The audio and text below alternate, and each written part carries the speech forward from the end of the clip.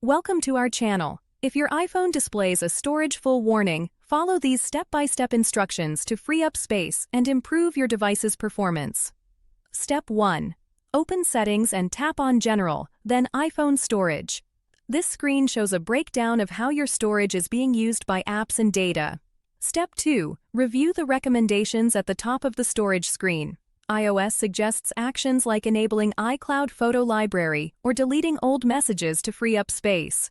Step 3. Delete large apps you rarely use. Tap on an app in the storage list and select Delete App. You can reinstall apps later from the App Store without losing purchased content. Step 4. Offload unused apps by enabling the Offload Unused Apps feature in Settings. This removes the app but keeps its data, saving space while preserving your information. Step 5.